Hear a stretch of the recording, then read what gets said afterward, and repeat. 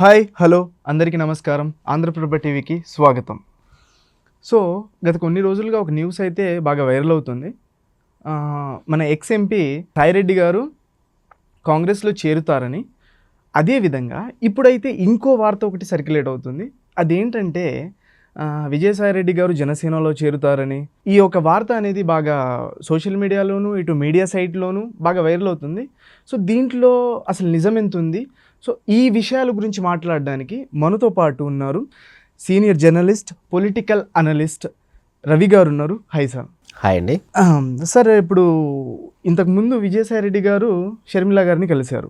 So అప్పుడు అందరూ ఈ న్యూస్ని బాగా ప్రచారం చేశారు, కాంగ్రెస్లో కలుస్తారు విజయసాయిరెడ్డి గారని. సో ఇప్పుడు ఇంకో న్యూస్ అనేది సర్క్యులేట్ అవుతుంది. అదేంటంటే మళ్ళీ పవన్ కళ్యాణ్ని కలవబోతున్నాడు అండ్ ఇన్ కేస్ ఒకవేళ వీలైతే జనసేనలో కలుస్తాడు, ఆ పార్టీ నుంచి పోటీ చేస్తాడనే న్యూస్ అనేది బాగా స్ప్రెడ్ అవుతుంది. సో దీంట్లో ఎంత నిజం ఉంది? దీని మీద మీ అభిప్రాయం ఏంటి సార్? సో విజయసాయిరెడ్డి గారు వైసీపీని వీడిన తర్వాత ఇక్కడ అంటే ఆయన ప్రస్తుతం అయితే ఏ పార్టీలో లేరు. ఓకే, కంప్లీట్గా రాజకీయాలకి గుడ్ బై అని చెప్పేశారు. సో తన బ్యాలెన్స్ లైఫ్ని కంప్లీట్గా నేను వ్యవసాయానికే కట్టుబడి ఉన్నాను, వ్యవసాయం చేసుకుంటాను అని చెప్పారు. ఆయన అన్నట్టు తగ్గట్టుగానే తర్వాత రోజే ఆయన నెల్లూరులో ఆయన ఫామ్స్కి వెళ్ళిపోయారు. అక్కడ ఫోటోలు కూడా కొన్ని ట్విట్టర్లో పోస్ట్ చేశారు. ఓకే, అయితే ఆయనకి కొన్ని పరిచయాలు ఉన్నాయి రాజకీయాల్లో. సో ప్రతి వ్యక్తికి పరిచయాలు ఉంటే ఆయనకి ఉన్నాయి. సో గతంలో జరిగిన కొంచెం డ్యామేజ్ షర్మిలతో ఆయనకి కొంచెం డ్యామేజ్ అయింది. ఓకే, ఏంటి సార్ ఆ డ్యామేజ్? డ్యామేజ్ అంటే అదే ఇప్పుడు ఆస్తుల పంపకాల విషయంలో విజయసాయిరెడ్డి కూడా తన గురించి ప్రస్తావించలేదు, తనను పట్టించుకోలేదు, అన్నకే సపోర్ట్ చేశాడు అనే విధంగా కొన్ని వ్యాఖ్యలు గతంలో చేశారు ఆవిడ. ఓకే, సో ఈ లిక్కర్ మాఫియాకు కూడా సంబంధించి విజయసాయిరెడ్డి హస్తం ఉందని కొన్ని వ్యాఖ్యలు చేశారు. సో రాజకీయాల్లో ఆరోపణలు, ఇవన్నీ అవినీతి ఆరోపణలు ప్లస్ నిందలు ఇవన్నీ మామూలే.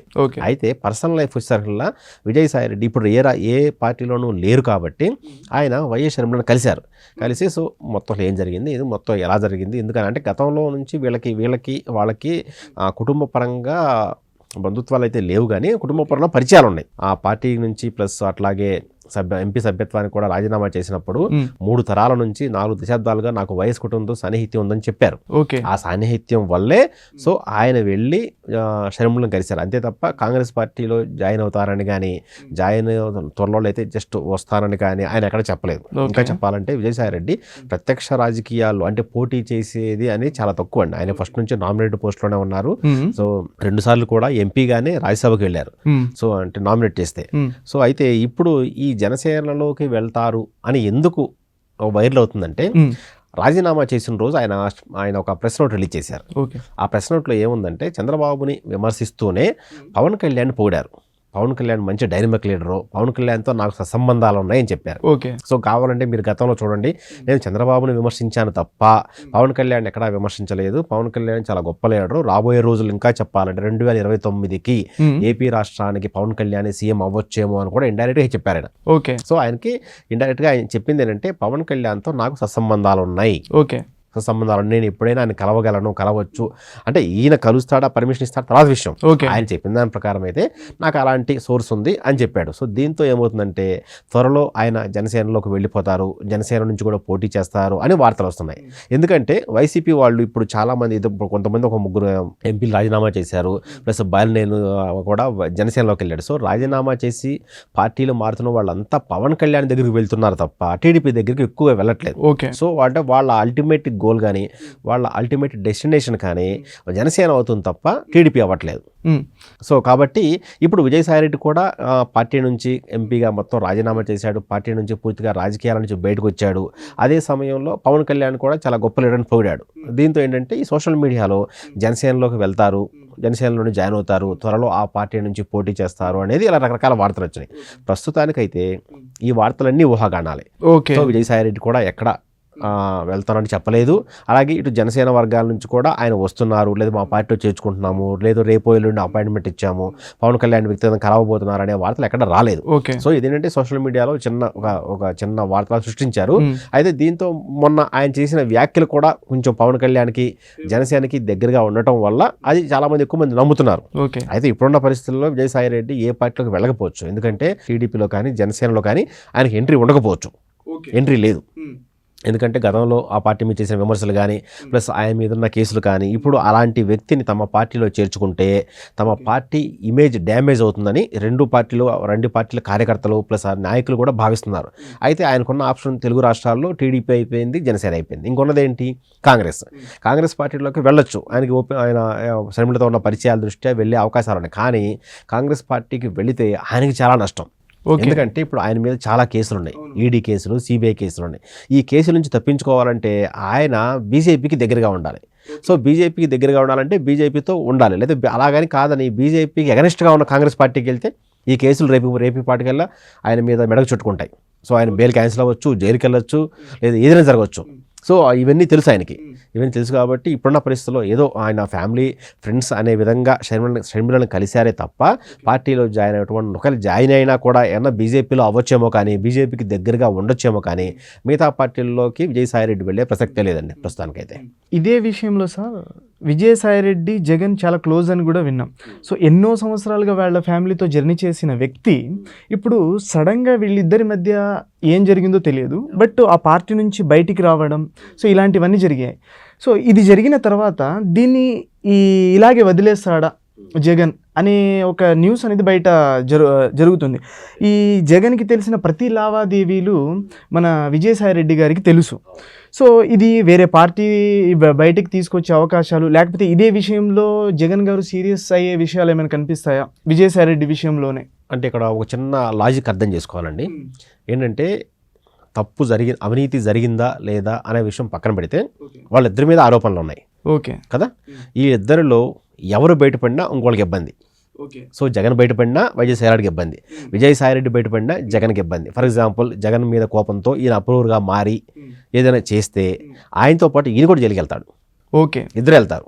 ఎందుకంటే ఎంతో కొంత పార్ట్నర్షిప్ ఉంది, భాగస్వామ్యం ఉంది, ఇద్దరు కలిసి చేశారు.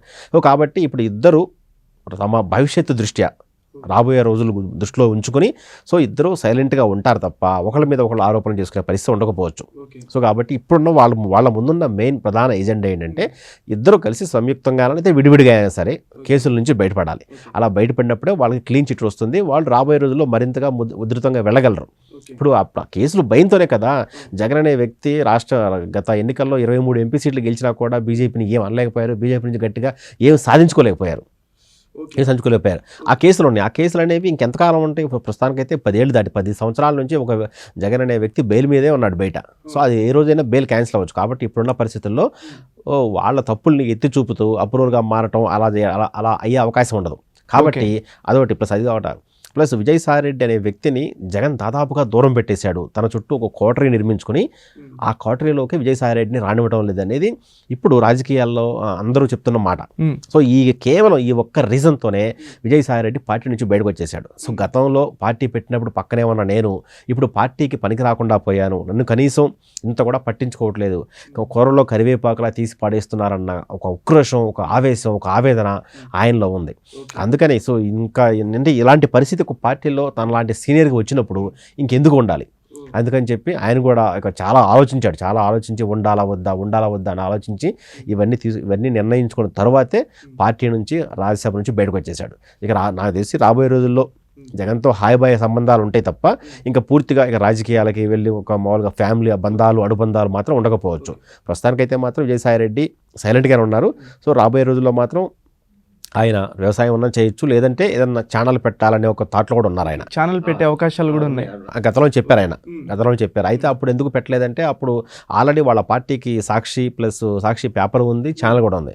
సో సేమ్ ఒకే పార్టీలో ఇద్దరు వ్యక్తులు పార్టీని పేపర్ నడపడం కరెక్ట్ కాదు కాబట్టి ఆయన తన ఆలోచన విరమించుకున్నారు. ఇప్పుడు ఆయన ఏ పార్టీలో లేడు కాబట్టి ఇప్పుడు ఛానల్ పెట్టి ఒక పేపర్ పెట్టి దాన్ని అద్భుతంగా నడపాలని ప్లాన్ చేస్తున్నారు. అది కూడా బీజేపీకి దగ్గరగా ఉండేలా, ఎందుకంటే ఆయనకున్న కేసులు భయంతో వాళ్ళని మంచి చేసుకోవడం కోసం ఉండాలని ప్లాన్. ప్రస్తుతానికైతే మనకి వినిపిస్తున్న వార్తల ప్రకారం అయితే ప్రస్తుతం ఆయన అదే పనిలో ఉన్నారు. అందుకని పార్టీ నుంచి బయటకు వెళ్ళిపోయారు.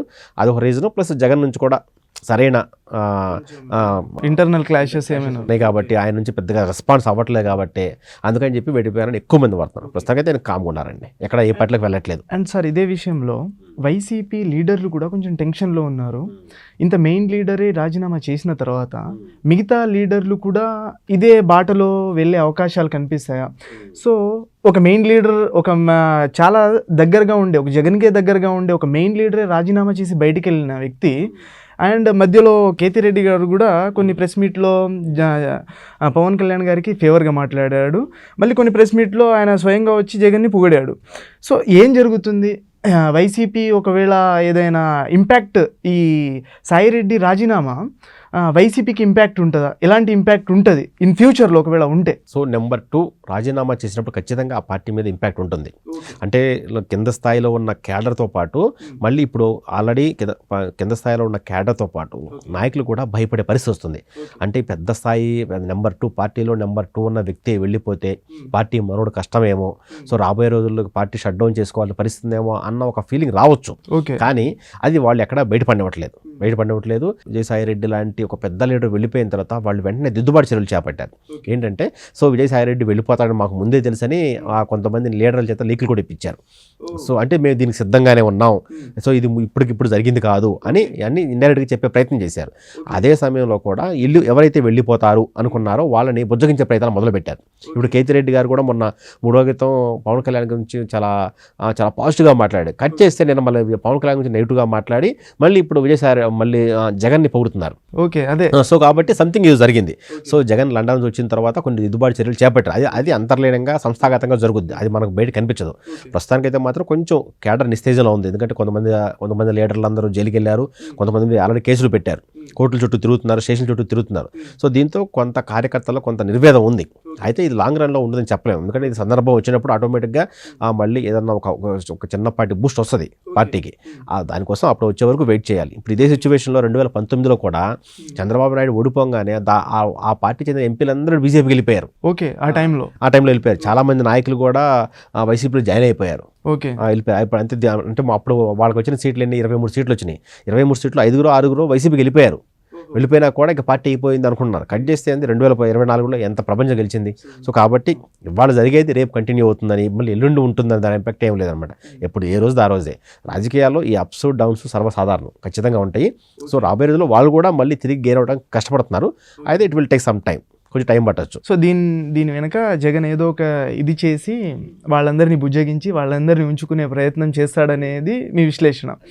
సో థ్యాంక్ యూ సార్, ఈ ఇన్ఫర్మేషన్ మాకు అందించినందుకు. So thank you.